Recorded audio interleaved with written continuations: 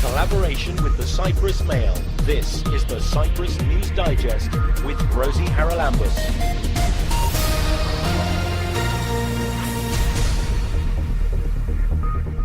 Coming up this week, we'll talk at length about yet another taxpayer bailout for the pension funds of semi-government organisations. In other words, there has been intentional mismanagement.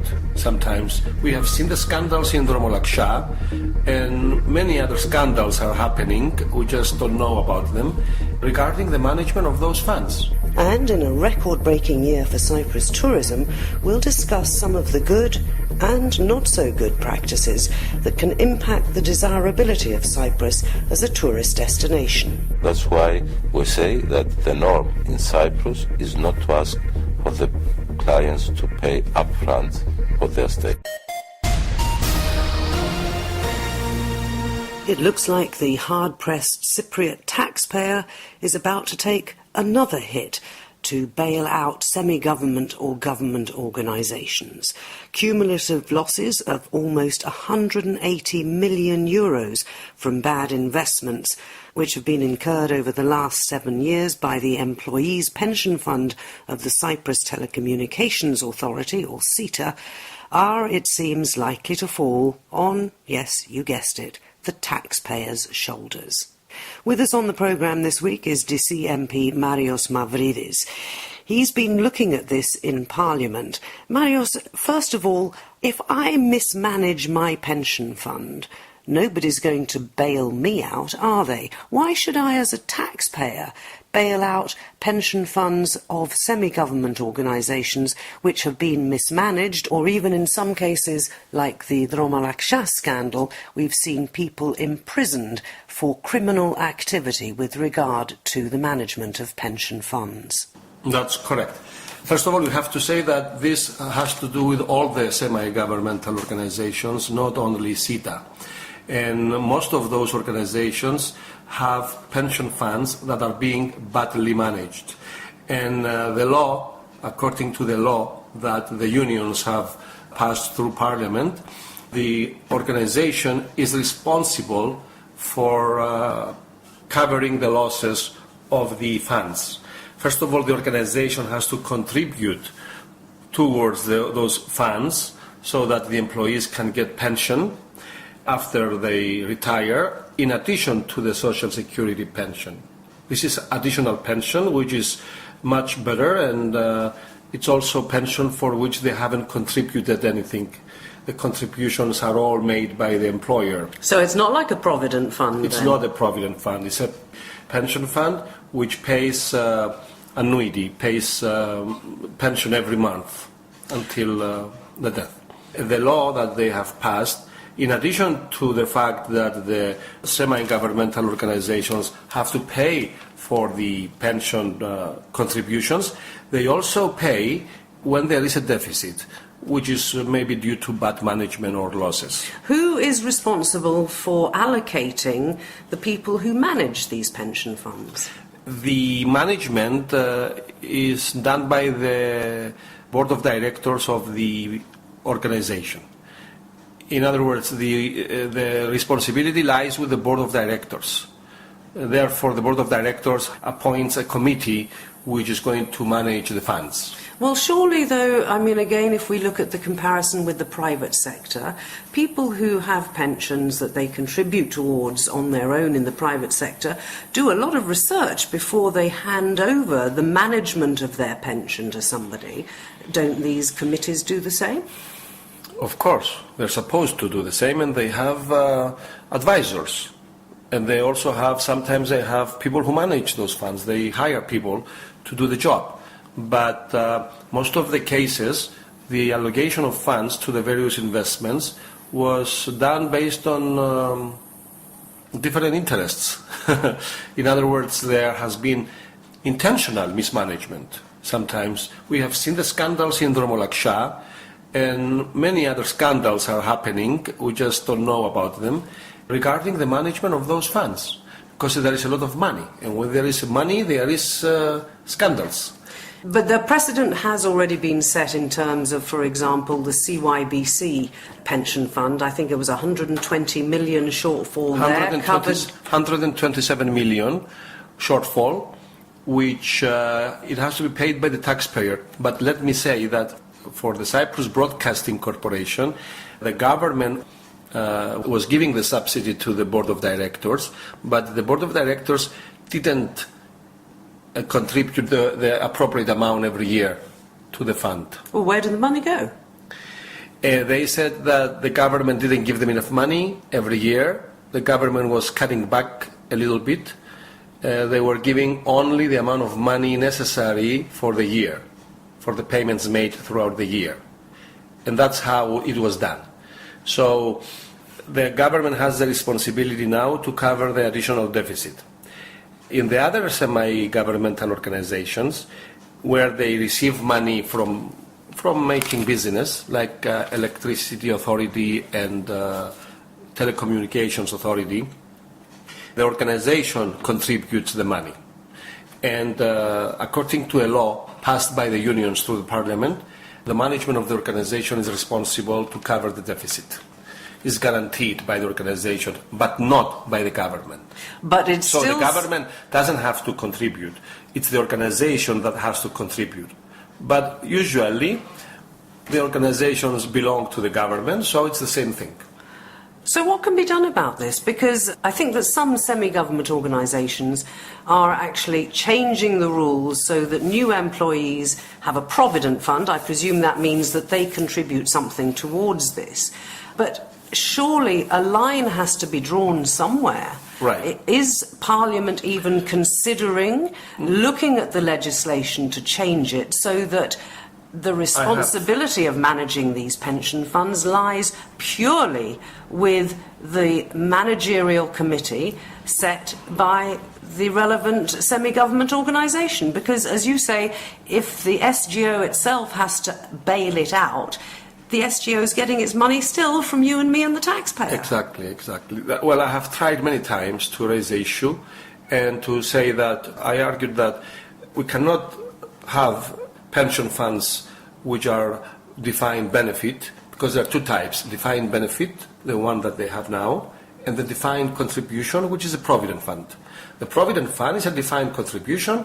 The employee contributes, the employer contributes the same amount, and when the person retires, he's getting a certain amount of money, so there is no other responsibility by the organization or by the taxpayer. He gets a lump sum, basically. A lump sum, or he can choose to get to buy an annuity from a bank or something, or from an insurance company. But the pension funds that exist now in the government and the semi-governmental organizations, usually they require additional funding, and the government has to pay for it, the taxpayer has to pay for it. And has to pay for it, we should say, for many, many years, because we're talking here about a pension that will give you a monthly amount for probably 30 or 40 years after you retire, to which you've contributed nothing. Right. They are very generous. Those pension systems of the government and the semi-governmental organizations are very generous, and they are due to the power of unions. The unions were very powerful and still are very powerful, and they don't have anybody against them. Whatever they ask for, they get it. This is how it was done in the public sector for years now. OK, but let's be very honest here. It was also down partly to the fact that there's a lot of populist MPs in our parliament, and if elections were coming up, promises were made. We saw it before the last elections with the privatisation bill for CETA. The unions know exactly when to pull the strings, and if people are on the ticket to get elected, they're likely to go along with it. So don't we need to also change the way we operate in our political life? Yes. And as a society, we have to understand that the unions are interested for the rights of their members, but we as MPs are responsible for the whole society. We cannot allow the unions to rule the country. We cannot allow the unions to manage public money. It's natural that they try to defend the rights of their members, but we as MPs and as a government, we have to try and defend the rights of the whole society. And so how is Parliament going to do that? Are they looking at this? Is there something in the offing that will put an end to what is basically a form of corruption, isn't it? You know, it's been there is a law about this. It's not like a fraud or corruption. Everything is according to the law. Nothing is illegal. But those people who passed the law many years ago should have thought better about it. So what I think is appropriate now is to terminate this system, stop it, and whoever has vested rights. Any rights that they have, they should be given those rights, but no more. We should stop now, and we should stop funding those pension funds, which are in deficit right now, and therefore the taxpayer should understand that we're not going to pay anymore about the mismanagement of funds, because there is a moral hazard here. Those people who manage the funds, they know that if they don't do a good job, or if they put some money in their pockets... No, it doesn't matter, the government will bail us out. Bravo, exactly. So this is, we have to change our mentality about this. What's the legal aspect of that? I mean, is it possible for Parliament to pass a law saying that this new law states that there will be no further subsidising of, not of future funds, but what about these ones now? Again, as I said at the very beginning, if I put into my own personal private pension and things go wrong, I take a cut in my pension. Simple. And let's face it as well, all these people, this is a pension from their workplace. They are also, when they retire, getting the old age people's pension, I imagine, and a lot of them have had other jobs in either government or semi-government organisations, so they're getting two pensions. Exactly, but if we go by the law, we have to cover the deficit. For example, the deficit of CETA is now 170 million. The deficit of the Cyprus Broadcasting Corporation is 127 million. The deficit of the Electricity Authority Fund is also pretty large. I don't remember exactly how much. There are deficits in other in other pension funds of other public organizations. Government should cover all these deficits and then vote for discarding the law. Stop it. It should vote for discarding the law now, and then if it's obliged because it's not retroactive, then it will have to cover those. You cannot do that without covering the deficits, because they will go to the court. They will go to the court. In other words, it's easy to say, but it's difficult to do. I have looked into that in detail, and I can tell you that the best thing to happen for the interest of everybody is to give them whatever they deserve, whatever they have gained so far, and then stop it. Okay, if they do that, suppose they pay off all these millions in all these different pension funds, are they then in a position to still say to, for example, CETA, I think, has said it will pay back 17 million a year. So they've paid off all this money. Are they still in a position, once you pass the new law, if you manage to pass the new law saying that this will no longer happen, will the government still get back what it's been promised by CETA? Suppose CETA reneges and says, no, we can't do this. Sorry, we haven't got 17 million a year. You'll have to go without. That surely should be part of the new legislation to make sure that what's owed is paid back. The money is being paid now by CETA from the profits that they have. So they have more than 17 million a year in profits. So I suppose they can pay, in 3 or 4 years, they will pay off the amount, or 5 years. But we have to pay that amount. We cannot say we don't pay it, because then the employees will go to the court, because it's a liability from the employer to the employee. What is going to happen, I think, I'm not sure exactly how it's going to be done, but what's going to happen, I think the government eventually is going to take this responsibility for the employees of the semi-governmental organizations, just like they pay the pensioners of the public, of the government. Right now, the government system, which is the same, they have the government pension system, the professional government pension system is the same thing as the one that they have in the semi-governmental organizations.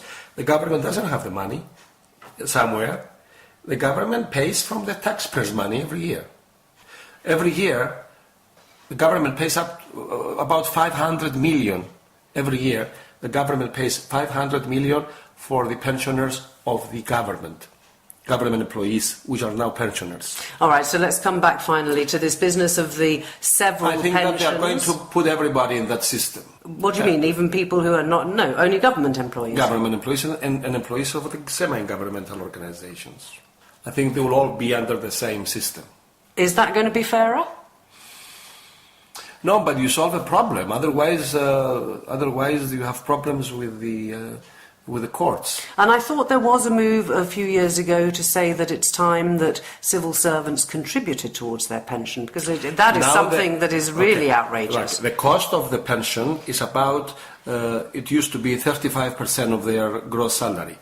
So they used to contribute nothing. Now they contribute 3% of their salary towards that system. Wow. 3%. The norm is to contribute half. Yes, half and half. Half and half. But these are the agreements that they have made many years ago. We cannot change them. Well, you can make new laws with this Provident Fund idea. But that's what I'm saying. You can make the new law, but before you make the new law, you have to cover all the deficits which are now existing. That's going to cost the Cypriot taxpayer a hell of a lot of money. But the Cypriot taxpayer doesn't know these details. That's why we're talking about it. The Cypriot taxpayer voted so far for many years without knowing all this information and other information that they don't know. So for many years the Cypriot taxpayers and voters used to live in the dark. And we used to have a different system, customer-based system, political system, which has nothing to do with the rational political system which we want. The liability of the government is a lot more than what people think. The liability, the future liability. Because every year they pay the government employees, which have retired, 500 million. They also pay, the semi-governmental organizations pay about 100 million. So it's a total of 600 million every year for the next 20, 25 years until everybody completes life expectancy. It's a lot of money. I mean, what is it, 10 billion? So who's going to pay for that? You and me. Taxpayers. But these are agreements that they have made with the unions. The previous governments, I think, I don't remember which government, but all of the governments were very, very loose. They gave those rights to the public employees and the employees of the semi-governmental organizations and the municipalities. I forgot to mention that. Okay? Yeah, I forgot to mention the municipalities. But anyway, the liability is very, very high. Well, it's one of the reasons we got into the financial mess we were in the first place. And it's only, I suppose... It is the main reason. I suppose it's only... But we haven't solved the problem. We solved the problem in 45 years. We hope. Yeah, because we stopped it. End of the 2012, we stopped it. No new members will be able to have this system, these benefits. Until they all die, we're talking... A long way down that line. I mean, if you were in the system, you stay in. So someone who was 25 years old, 30 years old, will get his pension when he becomes 65. We're talking about newcomers. Only newcomers do not have the rights. So it's going to go on even longer than we thought. And we've been talking to MP Marios Mavrides about that shortfall in CETA and other semi-government organisation pension schemes. Keep up to date with events in Cyprus and around the world with the Cyprus News Digest. All the indications are that 2016 is going to be a bumper year for Cyprus tourism.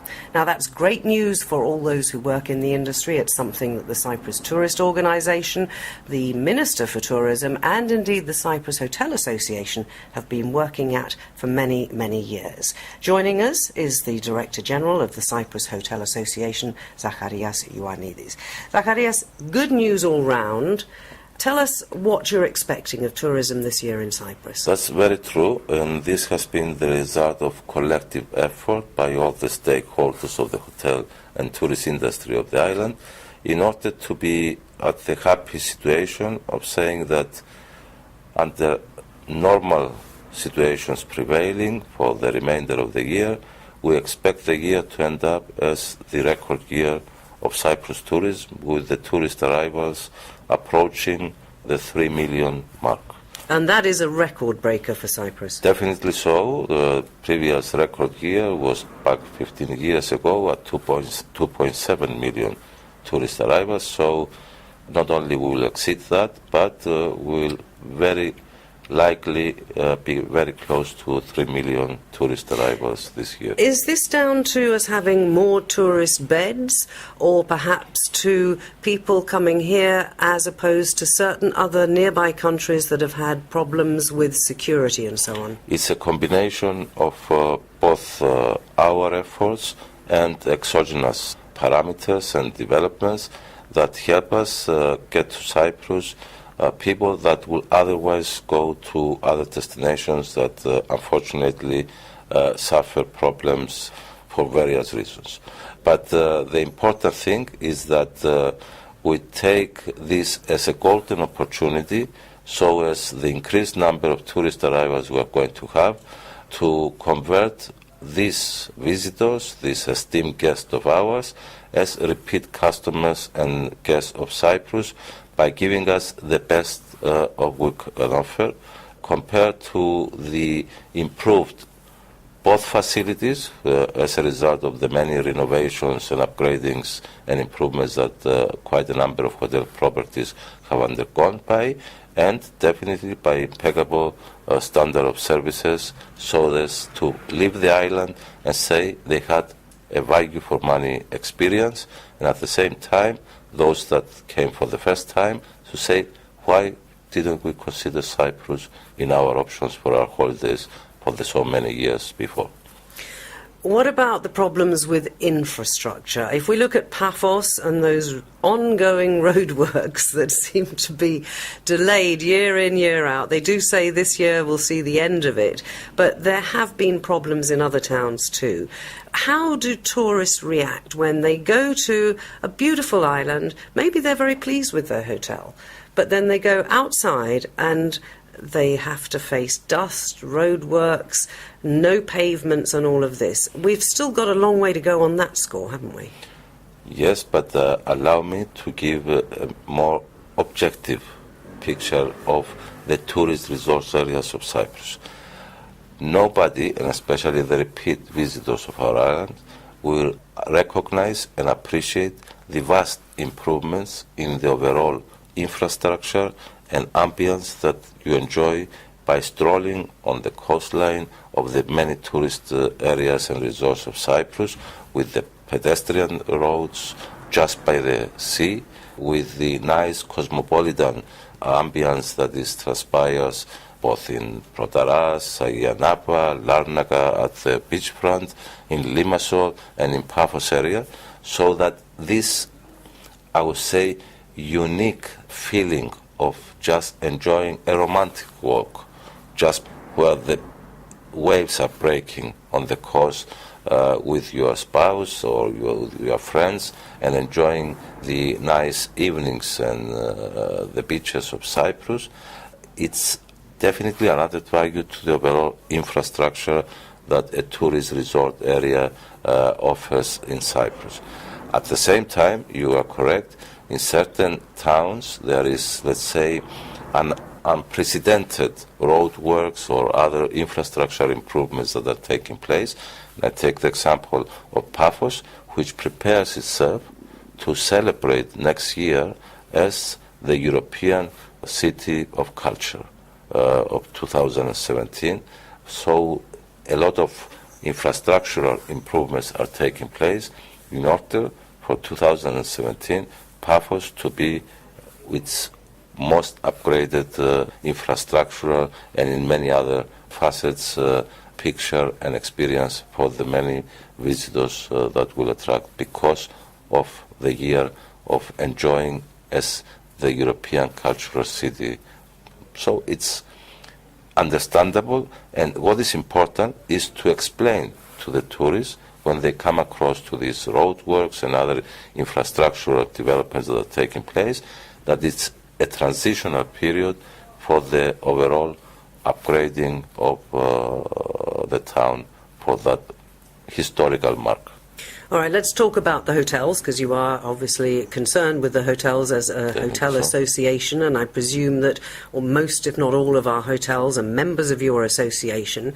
It's come to my attention that some hotels are asking people to pay up front before they get into their room for the entire cost of their stay. Now, that surely is going to put people off. I think most people accept that they'll have some money on their credit card blocked so that they don't do a runner. That's fair enough. But is it really a good practice to ask customers to pay for everything before they're even given the key to their room? Because the other problem for those customers is that if there's anything that isn't quite as it should be, they don't really have a leg to stand on because they've already paid. You're correct. The standard practice that applies in Cyprus as well is to block a certain amount from your credit card once the reservation is confirmed for the stay of your holidays or at the specific hotel. On the other hand, there may be instances, and it is covered by the law, and it gives the right to the hotelier to ask for the money upfront, especially in peak periods in which the demand by far exceeds the supply. For example, let me clarify and say my own experience when we visit the big tourist exhibitions in London or Berlin, etc., where the demand for rooms is extremely high, and many hotels follow the practice which does not make us feel happy, and I'm sure they don't make the client or the tourist feel happy if you ask them to prepay even months in advance. And believe me that this is the case when we attend the big tourist exhibitions, to pay up in front for the whole stay of 3 or 4 nights at the specific hotel. This is definitely not something you can find as a norm in Cyprus, but there may be instances that a hotelier may choose, if he has such a big demand situation, to minimize the risk in a way. He also maximizes the chance of those guests never returning. You are very correct. That's why we say that the norm in Cyprus is not to ask for the clients to pay upfront for their stay. And is but there anything to block from their credit cards the specific amount, and then you pay it once you check out. Is there anything that the Hotel Association can do about this? After all your hard work over the years to try and get those repeat customers, practices like this are undermining all those years of hard work. You are very correct. We are issuing circulars, we're giving suggestions, but you may appreciate that we cannot enforce on how each hotel owner runs his own business.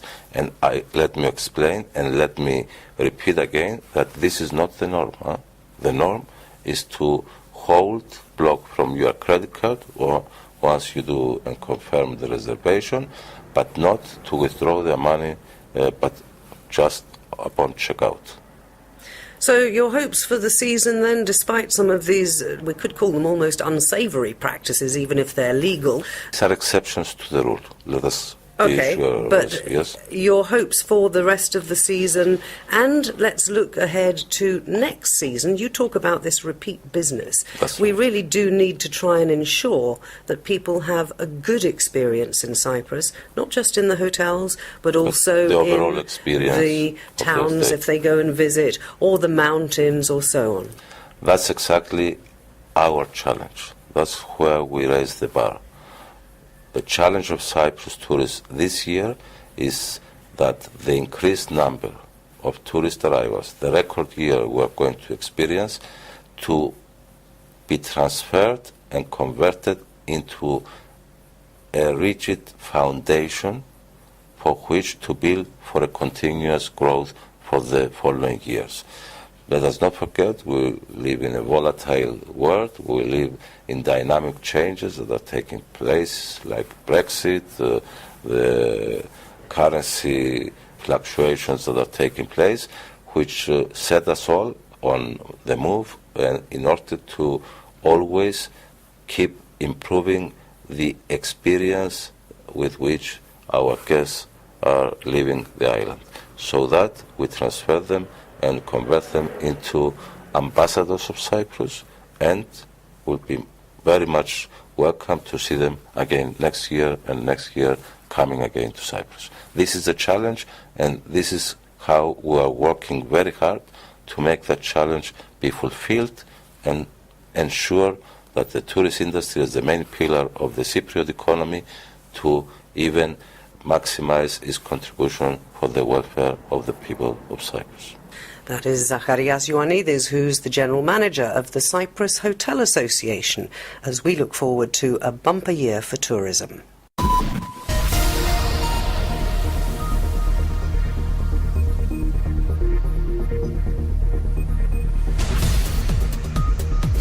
Well, that about wraps up this edition of the Cyprus News Digest. Many thanks for your company.